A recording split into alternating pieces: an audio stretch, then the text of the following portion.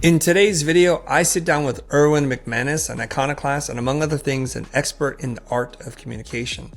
Erwin shares profound insights on how understanding and harnessing different frequencies can dramatically enhance our interactions.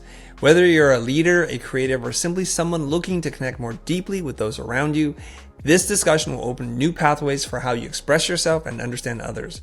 Get ready to discover how to align your communication style with your true essence, making every interaction more authentic and impactful. Let's dive in.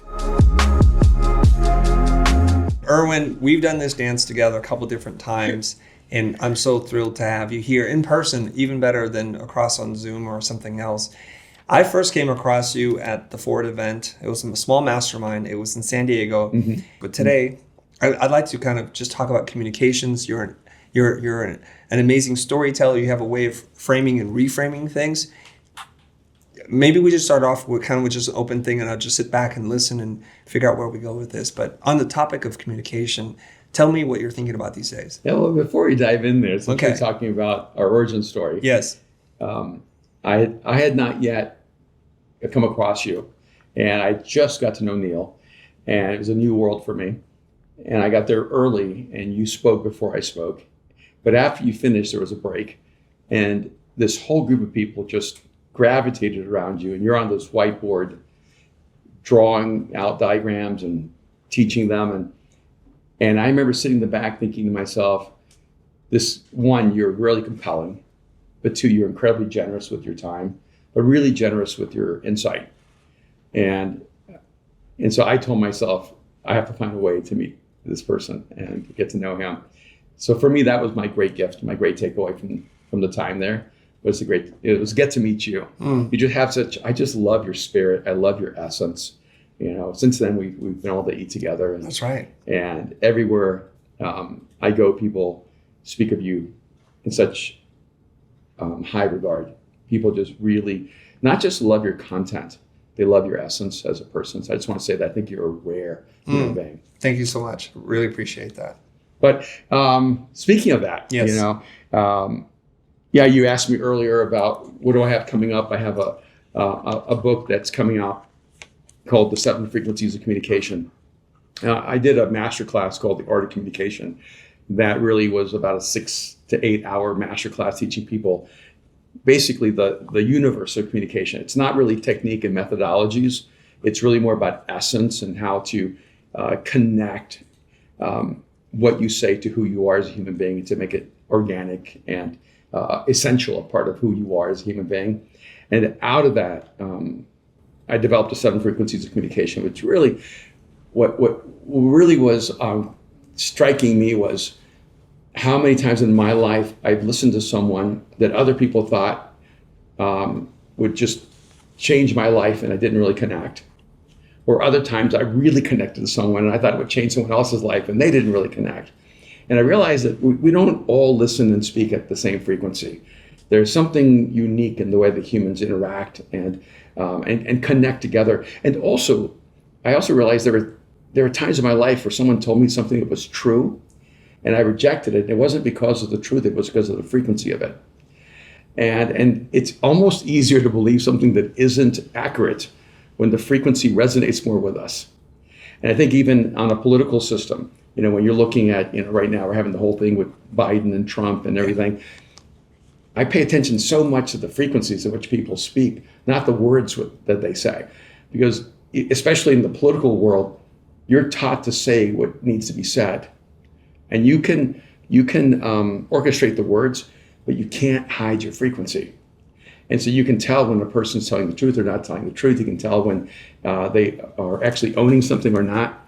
And in a very, metaphysical way, I began discovering this early. And I'll tell you a funny story.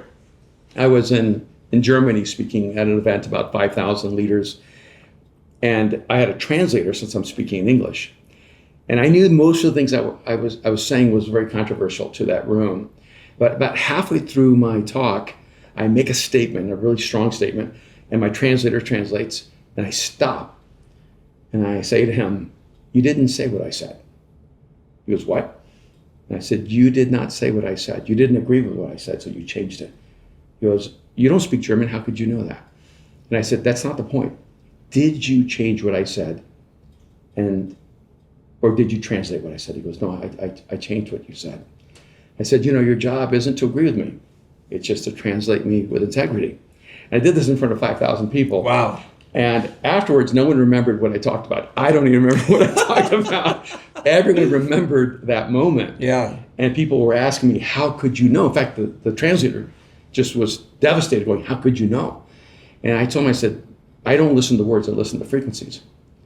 And the moment you spoke, your frequency didn't match my frequency. And I knew, in fact, it was in conflict with my frequency. So I knew you changed the meaning of what I said.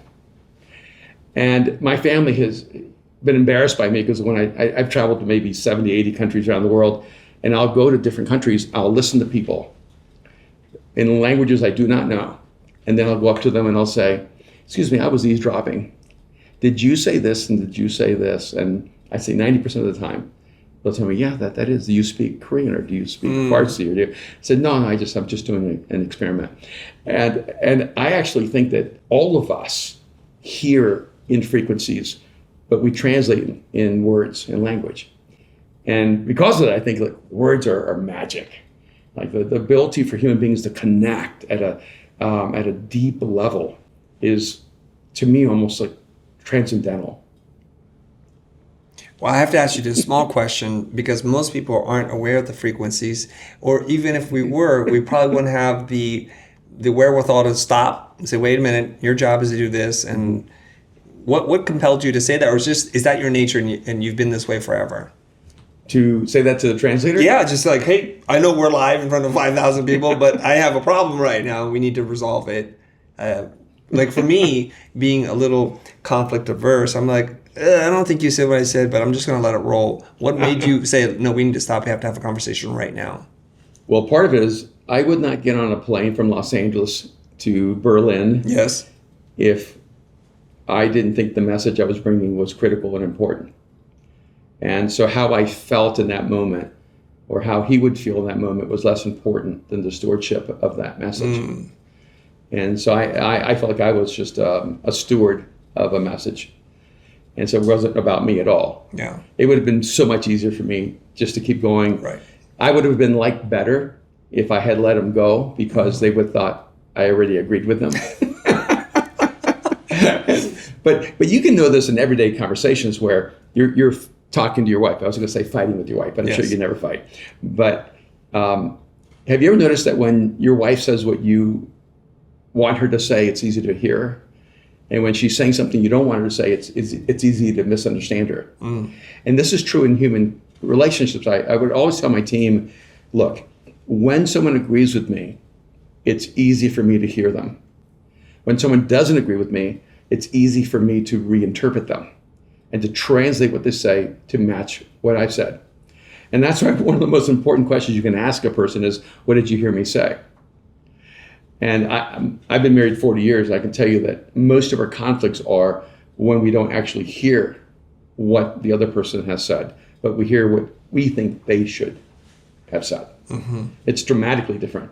It's true even with parenting in every relationship. And so, yeah, I know it's weird that I did that on stage. I think it's that I also do that in real life. Human beings are incredibly adaptive. My wife asked me one time, do you think human beings are capable of anything? And I said, we're capable of doing anything we need for survival. There's a tribe in the Amazon called the Baka people, and by the age of 8 years old, the children have a PhD level knowledge of botany. And the reason they have that is because it's the most dangerous ecosystem in the world, and so they have to have that level of knowledge to survive. Most of us wouldn't think it's possible to have a PhD level knowledge of botany at 28, much less 8.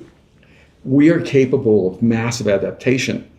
And what I notice is many people who grew up, let's say, with a father who's an alcoholic, or they grew up in a home where there's abuse or there's violence, they learn how to read micro-expressions at levels that other people cannot. They begin to learn how to interpret different sounds and almost the spaces in between the material. I remember one person told me that he could tell by the sound of his father's keys outside the door whether his dad was drunk or not, and whether it was going to be a night filled with violence or a night with peace. And it's amazing our capacity to listen and to hear and to communicate and to connect. And so I grew up in a somewhat challenging environment, and I had to learn how to read between the lines for survival. I had to learn how to read micro expressions. I had to learn how to pay attention to the nuances in between the words and the spaces between the phrasing. And so in some sense, I think I was trained for this from my infancy forward. And now it's one of the greatest assets I have in my life, and I love teaching other people not just how to communicate, but how to listen. On that note, when you were growing up in these challenging times, were you appreciative of those challenges at that moment, or only upon the realization of what it did for you, not what it did to you, that you could appreciate it? I don't think I was appreciating, the dark moments in my life, but I also don't think I thought they were extraordinary, because it's the only life I knew. So I didn't know other people had a different life. Right. And now with social media, you have a sense that other people have a different life. In fact, you have a sense that they have a life that actually they don't have. Right. But when you're growing up, you don't know that what you have is unusual or good or bad. Right. It just is what it is. Yes. And so I didn't grow up going, why is my life like this? But I did grow up going, why don't I fit into the world? And so I knew that there was something disconnecting inside of me to the world around me. I didn't know that there was any world better outside of that. Mm-hmm. And which is really interesting, because when you look at the psychological structure of people, you cannot predict by the environment how a person will actually be shaped by it, because it's how we react and respond to that environment that actually shapes us. And so even though I grew up in one kind of environment, I actually became a reactionary to that environment. So ironically, I grew up around a lot of people who truth was just a tool. There was no morality to truth or falsehood, to telling the truth or lying. So for whatever reason, I think by the time I was probably 7 or 8, I decided I would never lie. And oh man, I got hit all the time. I just got beat and spanked and punished. And later my mom said, everyone else would say they didn't do it, and then you wouldn't say anything. And the reason I wouldn't say I didn't do it is because then I just looked like I was lying like everyone else. Right. So I would rather be punished than be seen as a liar. So I developed this incredibly intense commitment to truth, even though I didn't have a moral universe for it. Does that make sense? Mm-hmm. So sometimes you actually get a really powerful virtue when you're in an environment that lacks that virtue, just because you react to it and make a different choice. Well, you were saying earlier that we're capable of doing anything to adapt for survival. And if you're living in challenging conditions, then you're incredibly adaptive, because you have to do it. Otherwise, you would not be here, right? Yeah, absolutely. So to bring this back to your ability to feel or sense frequency in terms of what the intention is, is this something that someone who didn't grow up in this similar challenging ways, how do we learn from that? How do we use some of the things that you pick up through your evolution? Is how do we learn from that? Yeah, I think we're on a spectrum. And I think sometimes there are people in our lives who are tone deaf. They only use one frequency for everyone, and they expect everyone to use the same frequency. So they're not very nuanced. And we might call that a lack of emotional intelligence or social intuition. And, I remember one time I'd been traveling a ton, and I came home. It was probably 2 weeks I was on the road. And the moment I walked into the house, my wife, Kim, who, if you look at the frequencies, her primary frequency is called a commander. And so even when my wife's just asking, it comes across like a command. I walk in the house, and the first thing she says to me is, take out the garbage. Now I know that when Kim says take out the garbage, she's saying, I've missed you so much. I'm so happy you're here. I love you with every fiber of my being. And there's just so much to read in that statement. But then on that day, I did not read that. All I read was take out the garbage. And I responded by saying, I just walked in. I've been gone 2 weeks. I'm tired. Can I rest? And then she realized what she had done. She goes, I'm so sorry. Just sit and chill. And then a couple minutes later, I got a call from some of the guys. And they said, hey, we heard you're home. We rented a gym. You want to come play basketball? I feel like I know where the story is going. And well, let me see, right? So I wait a few minutes. I go to Kim and I say, hey, honey, after I take out the garbage. You're like a kid in the story. You really are. And would it be okay? I mean, I know how important it is to you that I have like good guy friends in my life, and would it be okay if I go play basketball with the guys? And Kim said, "Oh no, you are so tired." And I would never let you go play basketball when you're this exhausted. And I said, "No, it's crazy. I'm re-energized. I'm good." And then Kim looked at me and said, "So let me get this right. You just got home and you'd rather go play basketball with the guys than spend time with me." And when you put it like that, it sounds terrible. It sounds pretty bad, Erwin. And she said, "Sure, go right ahead." Oh, okay. I see there's a difference between language and frequency. Sure. Even an idiot like me can hear that one. The problem is that a lot of people can't. Yeah. They actually only hear the words and not the frequency. Yeah. By the way, I never tell the ending of the story. I did not go play basketball. That's why I'm still here. You made the right choice. You made the right choice. Yeah. And because I knew that in that statement, sure, go right ahead, what she was saying is, I'm going to make your life miserable for the next 2-3 weeks, Right. because you chose that over me. Yeah. Because I'm going to be so hurt. Right. That I'm going to carry that hurt. Yeah. And I'm using an extreme example, but every single day, people speak to you in the conflict of their words to their frequency. And if you listen carefully, you actually begin to hear people more beautifully. And you understand people better. You want me to give you just a fast rundown? Let's do it. All right. I'm just going to lay them out. There's the motivator, the challenger, the commander, the healer, the professor, the seer, and the maven. And we can come back. But and the reason I'm just kind of going over them quickly is I'm just going to talk about my little universe.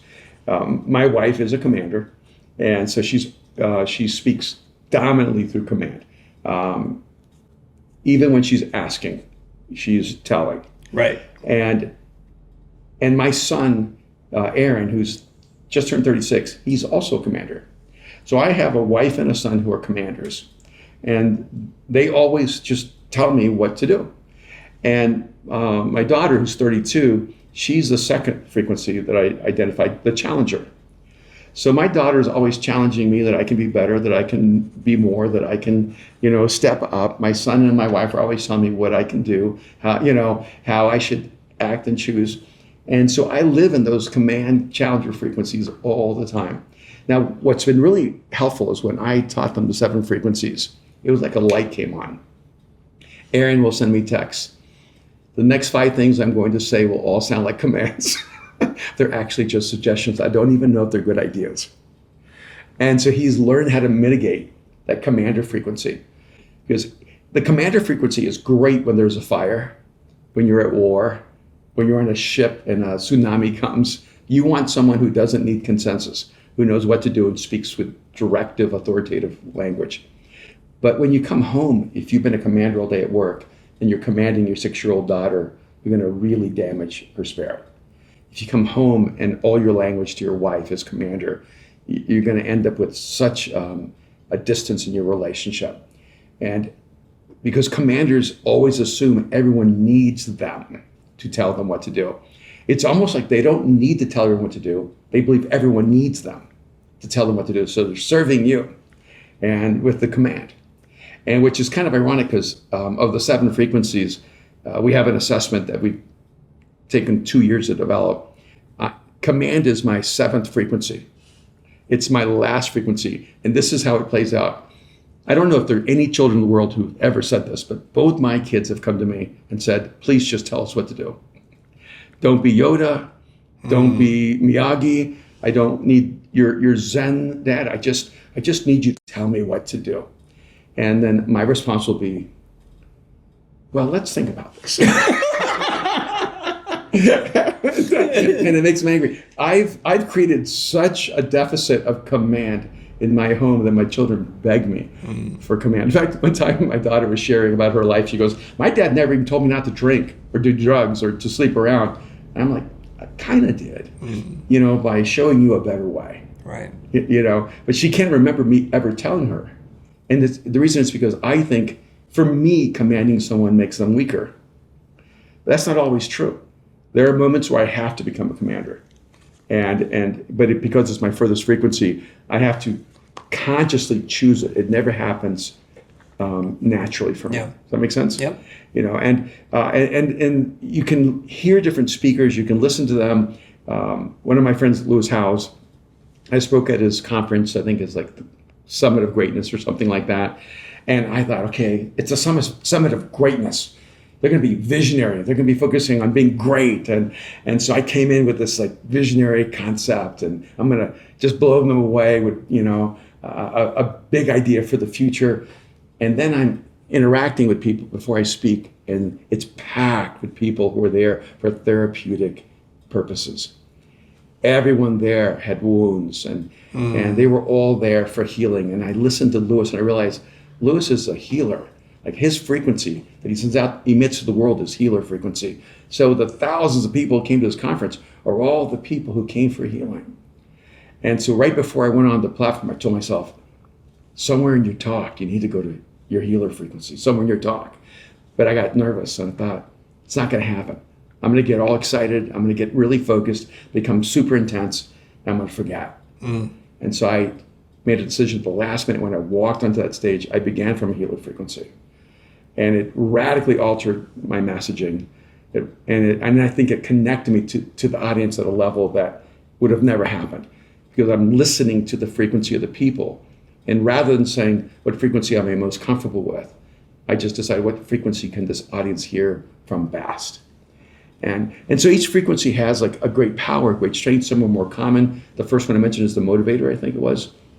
And motivators to me are the most likable. They're the ones everybody wants to hear, because they inspire you, they energize you. Their language is always breathing into you, like inspiration and hope and a sense of self-belief. I have a friend named John Gordon who's written like 40 books, and he wrote a book called The Energy Bus. That's the perfect motivator. And now he hates being called an energy coach. I introduced him the other day as an energy coach. He goes, I'm not an energy coach anymore. I said, yeah, but you were when I met you, and so I have you stuck, in the way I met you. But he always talks about energy. He's always talking about positivity. He's always talking about have a positive mental framework. And he sees the whole world from people need to be inspired, and people need a deeper sense of self-belief.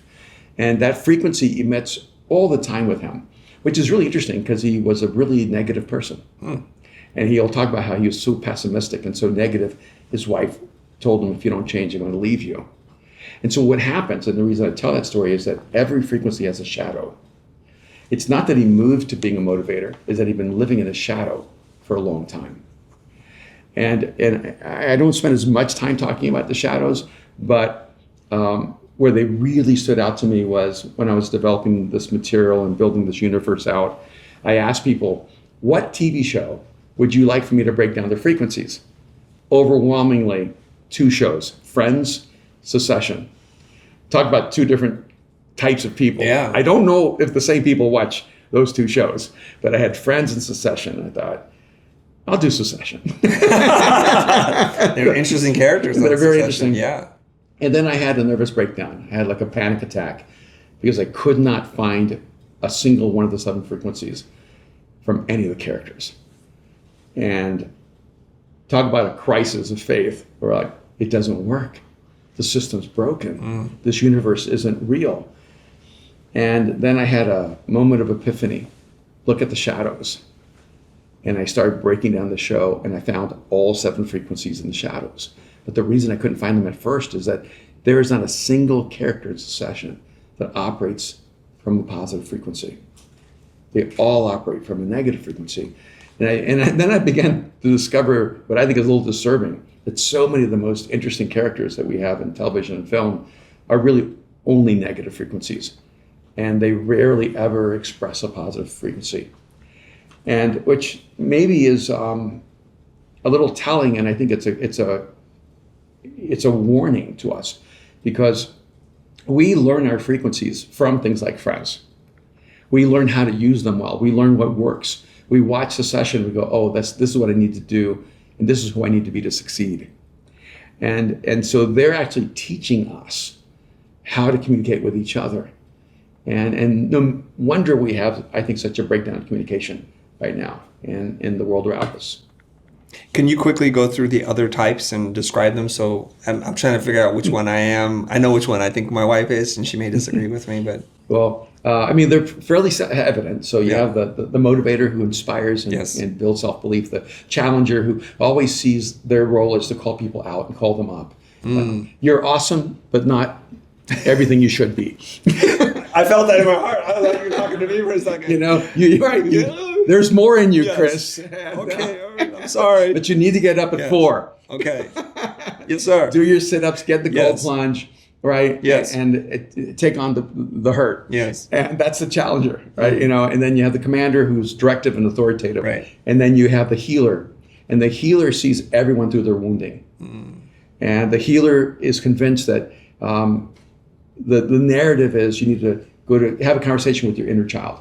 You need to deal with your inner wounds and your trauma, and this is the journey to finding yourself. And my experience with you is there's a lot of healer inside of you. And since I created the assessment, I would just say in my assessment, there's a lot of healer. On good authority, you can say that. Yes. Would you confirm that? I think so. Yeah. Yeah. It depends on who you talk to, though. Okay. Yeah. Yeah. And, the healer does have a shadow. Is it the commander? I'm just kidding. No. Well, no, then we can talk about blended frequencies. Okay. The next one is a professor. Yes. And professors tend to be data-driven. They see the most powerful gift as the transference of knowledge and information. You have some professor, and you as well. Yes. And so the gift you give people is your learning. And then you believe if you can pass this learning on to someone, it will change their life. And then you have the seer, and the seer is the visionary. They see the world through the future, and so they emit hope. When they speak, hope elevates in the room. It's not just that people have a bigger vision for the world or for their company. They also have a bigger vision for themselves and their life. And my favorite example of what I think is like the highest level of visionary is when Jesus looks at the multitudes that were all outcasts and poor and prostitutes and drug addicts and tax collectors, and he said, "You are the light of the world, and you are the salt of the earth." To me, that's the best expression of a visionary, that you see greatness in people. You call them to a future that they can't imagine themselves. And the last one's a maven, which is the most, I wouldn't say rare, but it definitely is the least common. And the maven is different than a seer. A seer sees a beautiful future, but a maven sees a different reality. And the only way you really know you're listening to a maven is you're not sure if they're right, or you have a thought of, I've never seen that before. I've never thought of it that way before.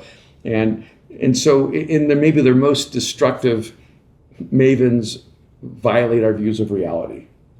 And they're the ones who always take the red pill in the Matrix. And they're also the ones who probably write the Matrix. And so if there was a movie that expressed mavens, it would be like Inception. They just keep peeling away what's real. And they make us nervous because they don't seem to protect like truth. And what they're really not protecting is orthodoxy. And so that mavens influence history, but they don't influence masses. They tend to influence the other frequencies that influence masses. Like motivators are going to influence a lot more people. Challengers won't influence as many as motivators, but they're going to influence a lot of people. Commanders actually do influence a lot of people. They just have to do it in tactical ways. It just can't be continuous. Healers, there's always like a massive audience because people are always struggling with their deep wounds and brokenness. Right. But going back to the healer a little bit, some of my friends who are healers, you've met a healer when the first time you meet with them, they say to you, "Hey, I just want to go deep." And I'm like, "We haven't even dated yet." It's a little early for me. Yeah. And so a lot of times a healer, they hate superficial conversation. They just want to go deep, and they always see you through a wound. And so if you don't feel wounded in this moment, you almost like create a wound, because you feel obligated to be wounded. Yeah. Because when you're a healer, you're most needed when someone's wounded. So if someone's not wounded, you don't feel as needed. And so there's an interesting kind of dynamic in the mix of all those. So those are the 7. So is the theory then we tend to lean towards one frequency? That's our default frequency? Or how does this work? This isn't like a personality test. Okay. If you're familiar with the Myers-Briggs, yes, you're an ESTJ or an ENFP or an INFJ, and that's what you are. Yeah. And you're not ever going to be the other one. This is not like that. I'm convinced that there's an aspect of all 7 frequencies that are in all of us. Yes. And it's just a matter of which frequency resonates more with our core, which one we've used the most. And for people who are dynamic communicators, and I don't mean on stages, I mean people who really value connecting at a human level, they usually pick up 2 or 3 frequencies. They have like a cluster of frequencies. And so when you're watching like a world-class communicator on stage, well, many times there's 2 or 3 frequencies operating at the same time, and you don't even understand what you're experiencing. It's like commander and healer at the same time. It's weird. You feel this authoritative voice giving you the courage to go to war, but where you're going to war with is for your own healing and dealing with your wounds, being honest with yourself. It's like this interesting connection of the 2. You can have a person who's a professor healer, and the blending is very interesting there, or a motivator who's also a seer, and so they inspire and they build self-belief, but they also cast vision and help you see a different view of the future. So there can be blends of these. The one that is most difficult to blend is the Maven, and I think it's because it's just a small populace of people, and my team has really worked hard with me just to find some people, like even in our own community, going, who are the Mavens? Because we're part of a community called Mosaic, and we have one guy that I think is a Maven. His name is Brian Bushwhite. Brian is blind, and but I can't say he's visually impaired because he sees more than almost all of us. He basically became known around the world for echolocation. He's the guy that started making sounds, and it can ride his bike and can skateboard and can move more fluidly and capable than most people on this planet because he sees through sounds and has revolutionized our understanding of human capacity of senses. And so when I'm talking to Brian, I feel like I'm the one that's limited in my capacity to see. And he wasn't always blind. I think it's something that happened later in life. So he actually had this mental construct in him before he was blind. But his blindness actually skewed it to see the world through echolocation. I think he's one of those. I have another friend named Dan Goods, and he works for JPL, but he's an artist.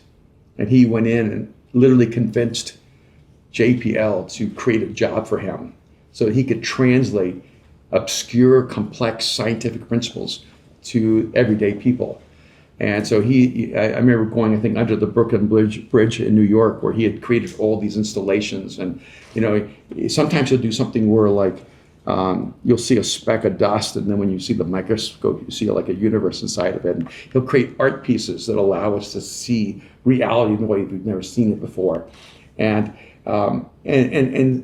those people are so oftentimes eccentric or odd that it's hard for them to translate what's inside of them to the general audience. Well, you mentioned earlier that commander might be your 7th frequency. Yeah. What is your first frequency? Well, do we really want to be that self-disclosing? Can you give us a hint, maybe? Yeah. Yes. When I was developing the 7 frequencies, what I realized was it was easier for me to see the frequencies further from me. Mm-hmm. So right away, like motivator, commander, challenger, I saw them right away. Yeah. Healer, professor, they came very, very fast. And then I saw seer. And then I was mapping it all out. I looked at it and I said, well, I travel in some of these, but this isn't really who I am. And who I am at my core is a maven, and which is why I create things like the 7 frequencies of communication. But I couldn't see it. It was really challenging for me because who you are isn't, you don't think of yourself as a personality. You don't think of yourself as a frequency. You just think of yourself as you, and then there's everyone else. Right. And my family, when we were mapping this out, was going, okay, let's map out when you first began discovering this. And I realized that for me, it was a huge challenge. As a child, I'm an immigrant from El Salvador, so Spanish was my first language. I compulsively ran away from home in El Salvador from sleepwalking. I would climb over the wall, go walking down the street, and would go out to fields and try to connect to whatever species on another planet left me here, and believing that I actually was from somewhere else, and that I was a social experiment to see if we could integrate with human beings. And so I realized that even from an early age of 5 or 6, I was trying to explain reality in a way that wasn't normative. And I think a lot of people have that feeling of huge isolation and disconnection. We just don't all explain it the same way.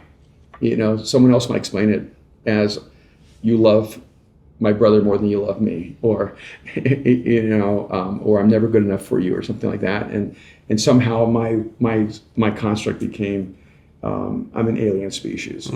And so from a young age, that became a part of it. And then I didn't know that, and so I was in a psychiatric chair by the time I was 10 years old. And because my family didn't know if I was what they told me, like retarded, is a language they used back then. Yeah. And or just like psychotic. And a lot of it's because I lived in a different world, and it's hard for me to understand the world in which I lived. And it took me a long time to learn how to communicate with anyone. I had an uncle who saw me once I was an adult, and he said, "So do you speak now?" And he didn't mean as a speaker. I said, what do you mean? He goes, "I drove you from Miami to North Carolina to college, and you never said one word." And that was like my normal space. And maybe that's why communication is so important to me, is I felt like I had a log jam of endless things I wanted to connect with people and to express and to share with other people. I didn't know how. And then I just felt like, if this is what's trapped inside of me, it's got to be trapped inside of other people too. And so maybe there's a part of me that has a little bit of healer, trying to help people not be alone in the world. The word communication comes from the same etymology as the word community and the word communion, to commune. If you want to connect at the deepest human level, you have to learn how to communicate.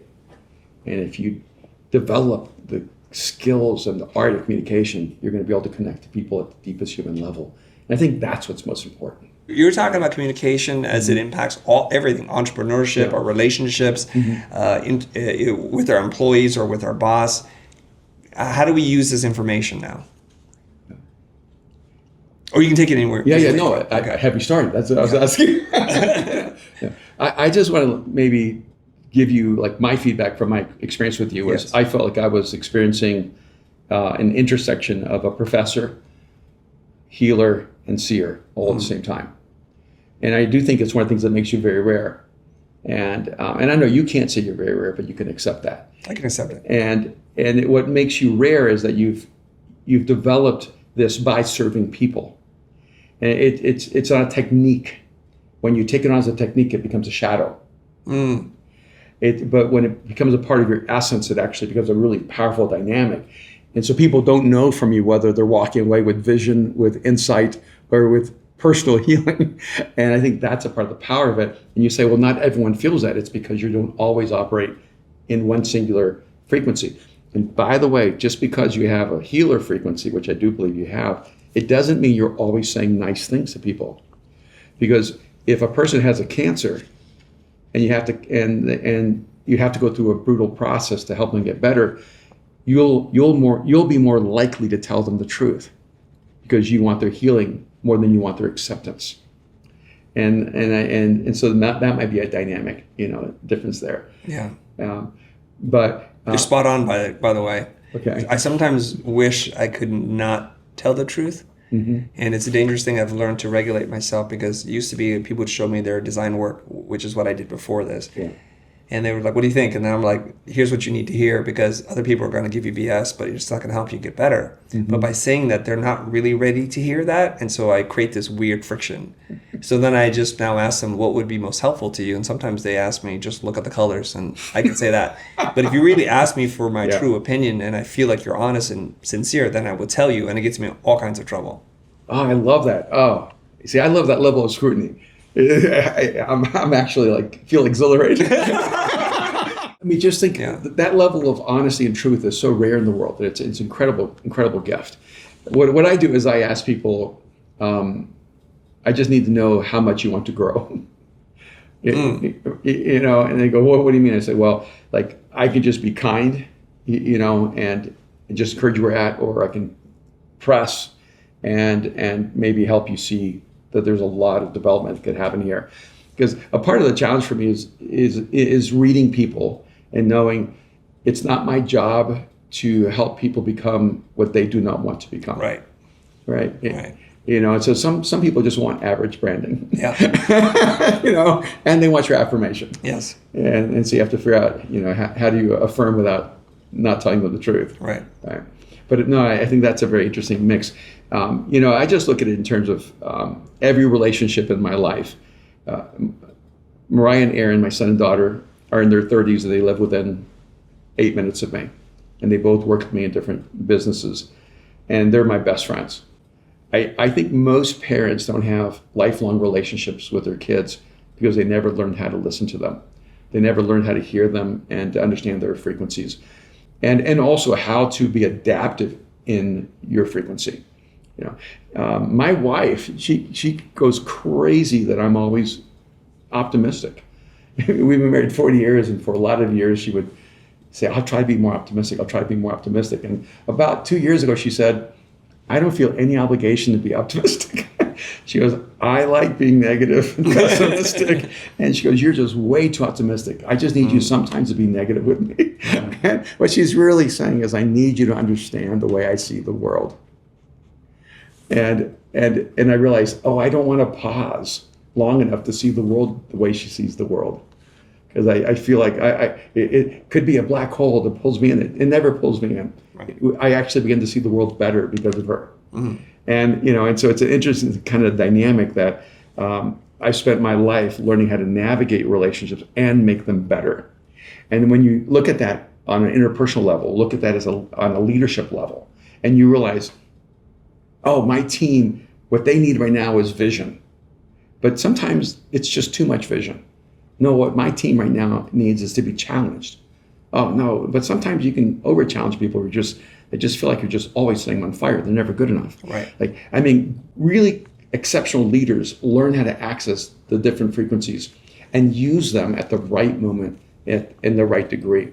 And so if you could see this almost as a chemical compound and realize I'm an alchemist, and I have this alchemy available to me, and I need to bring them in the right way at the right time with the right people, and they can be able to produce magic. Yeah. I have a question for you, and it's relating something in my own personal life that you just said that I just remembered here. So you're the eternal optimist, I think, and your wife has to be concerned about lots of things. And I think, because my wife and I have talked about this, because I'm a carefree spirit, I always think everything's going to work out even when they don't. And she has to come in and repair the things that are broken. And so it's in a way that through therapy, I started to learn that because I am who I am, pulling so far towards one direction, she has to pull equally strong in the other direction. So if I was more concerned and careful with my relationships and the things that I'm doing, then she could relax and be the optimist. I want to get your thoughts on that. Yes, if you seem like you don't care, or you're not afraid, or you don't see the problem, she feels like she has to compensate by being more. Yes. And the difference is that you do see the problem, but you don't see the problem as terminal. You see it as catalytic. And by the way, I think a part of that is I actually do think you probably are a maven. And when you're married to someone who's more like a maven, it's a really miserable life. Because you never see the world the way they need you to see the world. Right. And early in our marriage, Kim would fight me on ideas all the time. And then one day she said, I just can't see what you see. So I trust you. I don't trust a single one of your ideas. But I trust you. Yeah. And what you have to realize is that she's the one that has to live with blind faith, not you. Yeah. You're moving into the unknown, into the uncertain, into the mysterious. But you're kind of designed to see it. And so you don't even want to live anywhere else. It pulls you. It's like a siren that moves you in, to potential failure or disaster. And she can't see what you see, but she can see you. And so I think sometimes you have to pause long enough so she can see you. And what I mean by that is that you can see her. You can say, hey, I'm not risking everything. Like this is how much risk I'm taking on. This is what I'm protecting. And with Kim, she has all these projects around the world. All she really cares about is to be able to serve the people around the world that she's committed to helping. Like she'll say, am I going to have more money from Malawi? I go, yes. She goes, okay, go do your thing. She still buys her clothes and stuff from Walmart and Target. My wife was an orphan from 8 to 18. She lived in poverty. She's never had a single material desire in her life that I know of.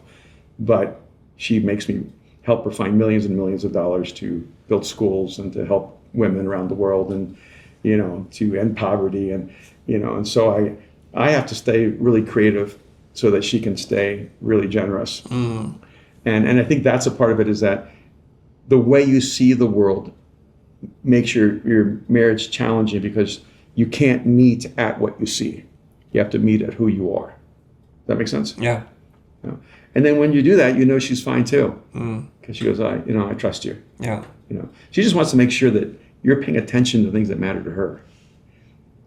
And then when she feels certain in that, then she feels incredible freedom to let you go crazy. Mm-hmm. Right? Mm-hmm. Yeah.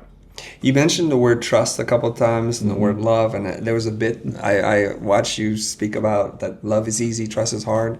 Can you expand on that, please? It's, for me, actually, I do find love to be strangely easy. Yeah. And when we were getting married, the inner voice inside of me said, Kim has never had one person say I love you to her. She's lived in absolute poverty all of her life. She was abandoned by her parents. And I get the privilege of loving this person. Like, I get to try to convince her that unconditional love exists. And so a lot of people, when they tell me why they got married, it's always about what they can get out of the marriage. I genuinely got married because I thought, what a gift it would be to love someone like this. And so I've never been disappointed, because she's always been worthy of love. And trust is very, very different. It's like forgiveness and trust. People say, well, I don't want to forgive them. And I go, no, I think what you really, really mean is I don't want to trust them. And you think if you forgive them, you have to trust them. But no, forgiveness is an extension of love. You forgive freely, you trust carefully. And I think that's a part of the dynamic there. Is like, I think trust is harder because it's so easily lost. But, and I have great studies on this, untrustworthy people don't trust people. Trustworthy people trust people. So the people who go, there's no one that can be trusted out there, don't trust them. Because the reason they can't find anyone is because they're not one of them. But the people who go, there's trustworthy people everywhere, they're actually trustworthy. So I've realized for myself in my life, if I stop trusting, I've actually lost myself, not other people. And so who do you want to find, right? I travel the world. I find hopeful people. I find trustworthy people. I find people full of joy and love. I find compassionate people. And I think out of all the billions on this world, I still will never get to meet all the incredibly beautiful, wonderful people in the world. And so it motivates me to be the best kind of human, because I want to be able to find the best kind of humans. And I know I can only see them if I am one. There was something else that you also said about relationships where it's easier to say I love you. It's harder to say I trust you. So if you go to an event, if you are in a place where you're a very attractive person and people might come, and that really hit me, and it really resonated with like the message. You're right. It's the trust thing that, like, where are you going now? Why are you going there? It's like, but you love me, but do you not trust me and my judgment or my ideas? Well, I think one thing is, love is supposed to be unconditional. Yes. So when you say I love you, you're saying something about your posture toward them. When you say I trust you, you're saying something about their posture towards you. That you believe you can trust them with yourself, with your life, with your dreams, with your hopes. Does that make sense? Yeah.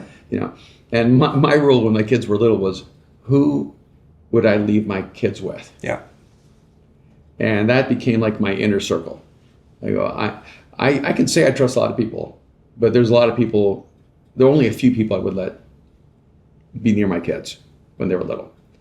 And only a few I would leave my kids with when I was going to go out on a date with my wife or something like that. Those are the people you really trust. Because when you trust someone with innocence, that's the highest level of trust. And as a leader, when you have a team, I don't care if you're hiring managers or you're hiring people that you're saying everyone under their influence or authority or power can trust that person.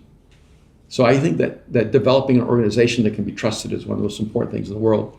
I'm a part of a community in LA and different parts of the world called Mosaic, and I'm never everywhere because I can't be. In fact, I'm at 1% of everything, but I have people that I trust with my life, and so I don't have to be in every room. To me, I'm in every room because I have people I trust there. I don't lose any sleep when they're in the room. Now they may make a dumb decision. It happens all the time. They may make a wrong, choice in terms of business or choice of execution, but I trust who they are. You can fix any problem if you have the right kind of people, but you cannot fix the organization if you have the wrong people, because the decisions aren't the problem. It's the people making decisions. Yeah. So, and I've tried to teach this to my kids and the people who also starting businesses. You can manage details or you can manage relationships. And when you choose people you trust, you don't have to manage details anymore. And that's when you're actually free. And I don't want to be more and more and more successful so that I'm parenting more and more people, and micromanaging more and more details. I want to be more successful so that I can be free and other people can be free. And the more you trust people, the more freedom you have. I have just one quick follow-up and then a much more open-ended question. Maybe that'd be a good way to end this. You mentioned shadow. Can you please explain the shadow parts? Yeah. I wish I could say that, we're always all in the light, but I know I'm not always in the light. I know there are shadows inside of me, and I fight with them and I wrestle with them. And, the shadow of a motivator is a performer. And have you ever listened to someone on stage and you thought, I know what they're saying is right, but somehow I don't know if they're really speaking to me. Yeah. I think they're performing for me rather than communicating with me. And you can see that subtlety there. And what happens so oftentimes is motivators are natural communicators. They're just very good at holding an audience. But because a lot of my team have a motivator gift, and I'll have to sit down with them and I'll say, hey, you were so compelling, but you were not authentic. And I'll say, I want to know how much of yourself you want to give away. Because the greatest gift you can give people is yourself.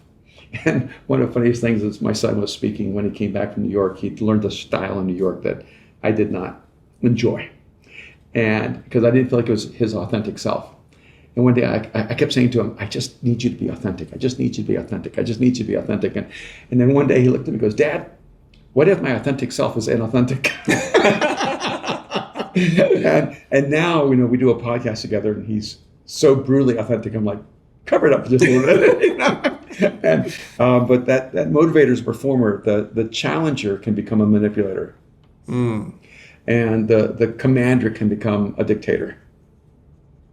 The professor can become a demeanor, and the healer can actually become a guru, a person that people turn to them for healing rather than look for healing from within themselves. And a seer, and I mean, I can't remember the exact language, but a seer can become a perfectionist because they think their vision is the only way.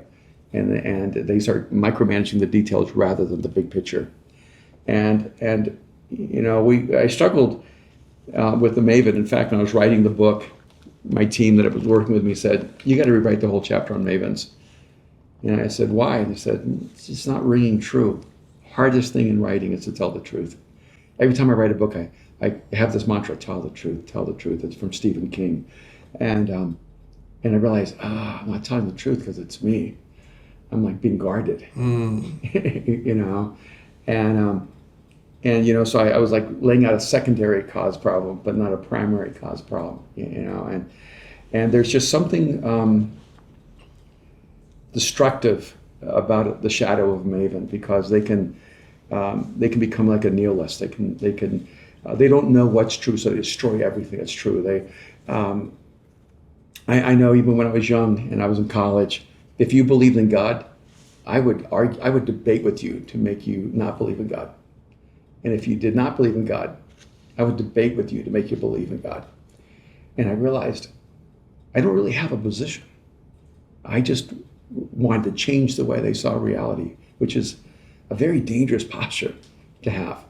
And so it's almost like you can become Thanos, you know, you're the eater of the world. You just want to destroy what everyone believes because you don't know what to believe, so no one deserves to have a belief. And, you know, and so I kind of put the dark side of a Maven as a person who's a nihilist, who's just destroying what we know, but not giving us what needs to be known. And so those are like the 7 shadows that they're in interplay, you know, in life. And you can see them, and sometimes we can go back and forth, you know, especially in our interpersonal relationships, especially when we're with someone all the time, like a husband or wife or our kids, because it's hard to always be in your light, you know. And I would just say the way to move toward your light is being motivated by love. And when you're motivated by self, you go to your shadows. When you're motivated by love, you go toward your light. And that's how you express those. It's like the motivator who cares about helping people grow in their own self-belief. They just fill the room with light. But the motivator who desperately needs to be loved and affirmed on the stage is really for their need to be affirmed and be important. They become a performer. And so you can just see that. You can, you know, ask yourself, am I motivated by love? Am I motivated by self? And you can know if you're moving toward your shadow or toward the light. I love the way you explain things and how you make very complicated things fairly simple to understand, so that all of a sudden when you started describing the shadow, I'm mapping myself, my friends, and I'm like, oh, that explains a lot, because they took the light and they went to the self and then went into the darkness. And it's like, I know friends that are going to listen to this podcast. I'm not shooting anything at anybody. You check in with yourself, but all of a sudden things become really clear. I have this thing that I'm going to talk about, and it's something I really believe in my heart. And it's an expression from a quote from Picasso. I hope I get this right. That the meaning of life is to discover your gift, and the purpose is to give it away. Yeah. And I think when I found what I think my gift is, I'm more fulfilled. I'm filled with energy, and it's just like a never-ending battery. I feel that way about you. I just wanted to know, do you feel that about yourself? And if so, I want to ask you another question. No, absolutely. In fact, I love Picasso. Yeah. You know, and I think that's exactly right. You know, when you begin to give your life away, you're not searching for happiness anymore. You know, you're just basking in it. Yeah. It's almost as if you didn't realize you'd found it. You know, the moment you stop searching for it, it's there. And I do think for me, you know, I'm in my 20s. I became a follower of Jesus, and when I began to read realign my life, saying I'm going to give my life to help other people, it just changed everything for me. Yeah. Yeah. What was your? So it's right around 20. Yeah. Okay. So the thing, how I console myself at night when I see you speak is I'm like, you're powerful.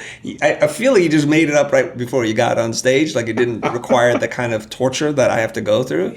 And I'm in awe. And I remember you telling me, well, I've been doing this for 40 years. So I'm like on year 10. So I feel like I still have another 30 years to work towards this goal. So it's just a beautiful thing that it seems to me like you found this gift very early in your life and you were able to hone in on it. You didn't deny it. You didn't run away from it. You didn't try to suppress it. And you did this thing, and your light is the stuff that's emanating. And I can just see that people are just so drawn to you and the things that you have to say. So it's a beautiful thing to see it and to recognize it.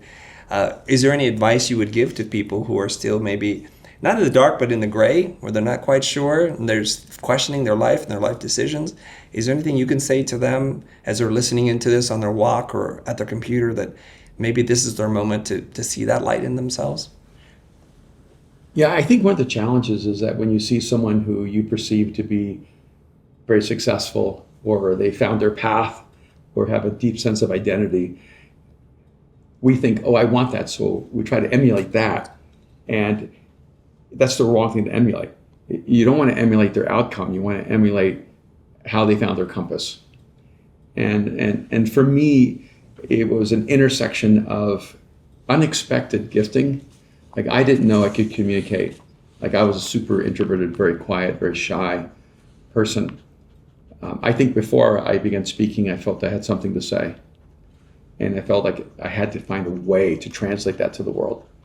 And so once I had a sense of a must. My brother and I, brother Alex, would talk about the one who must, and I love that phrase. So like, I think that when you find your must, like I don't need. It's not about money. It's not about success. It's not about affirmation. It's not about anybody else. This is just what I must do.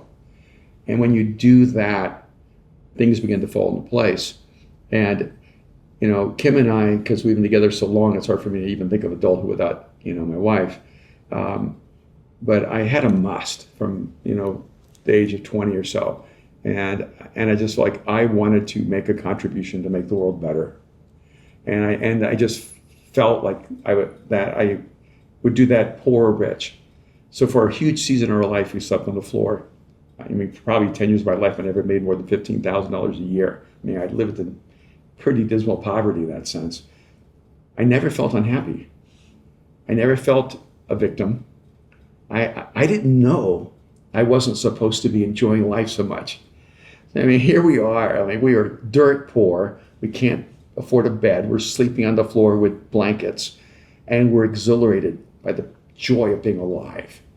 And we get up every day excited to live. And ours was an incredible romance. And, it's like, and I never had a thought of why me. And then I remember one day after maybe being married 10 years, I said, honey, I think that I feel like I have permission to go create some wealth. And she said, you're capable of creating wealth? She just married a poor guy, And I said, yeah, I've always known that I create wealth. I just never gave myself permission because I was going to be a monastic. That was like my whole image was I'm a monastic, And she goes, well, if you're capable, it'd be great if you would just get at it, And what's funny is that each time in our life, I've almost felt like I needed permission somehow, but it's never changed what made me happy. So when if you're listening and you're like, I just can't find a reason to live, or I just don't know how to find my purpose, just find the most good you can do. Find out what you're pretty good at and go do good. And as you do more and more good at what you're good at, you just start getting better at it. I didn't know that starting in the highest crime rate, murder rate area of the United States, speaking to people there, trying to help them out of poverty, would be the incubator from which I would develop the skills to speak to millions of people around the world and to have that as my career. When I was doing that, I wasn't planning for this. I found incredible satisfaction and joy in it. When I was speaking to 20 people, it was as if it was the most important thing in the world. And I actually think that's the key. When you do the small things as if it is the most important thing in the world, you develop the skills necessary to do the most important things in the world. What a great way to end our conversation. I'm excited for when this book is coming out. When is it coming out? It's coming out August 8th, 2024, in like a month. Oh, wow. Like Yeah. really, really soon. Yeah, so when this comes out, it may be out there in the world. We'll make sure to include the links in the description, so be sure you guys check that out. That'd be great. And there's also an assessment with it. Okay. That if people want to take the assessment, figure out their 7 frequencies and the order of them, we make that available too. Okay. So then I can verify if what you said is true. And I feel like what you said is true, so now I'm just going to confirm it. Yeah. Wonderful. Thanks very much for being here. Thank you so much, Chris, for having me. And I would love to have more conversation with you, but that's it for this episode. And if people want to find out more about you, where do they go? I think go to erwinmcmanus.com or go to my Instagram. Okay. Erwin McManus, and there's a link there. Okay. That'd be great. And you're a prolific creator because there's content coming out from you all the time. I love to create. Yeah. Yeah. And I've encouraged my friends before, and if you've heard me say this many, many times before, and if you've never done it, this would be the one time you do need to do it. Go check out Erwin's content on Instagram. There's like powerful nuggets, ways of reframing things and just making you or helping you to understand the world in a different way in case you're stuck somewhere. Thanks very much, Erwin. Hey, thank you so much. If you want to equip yourself with the right community, training, and resources to take your business to the next level, I want to personally invite you to check out the Futur Pro Group and our membership, specifically created for experienced business owners ready to scale.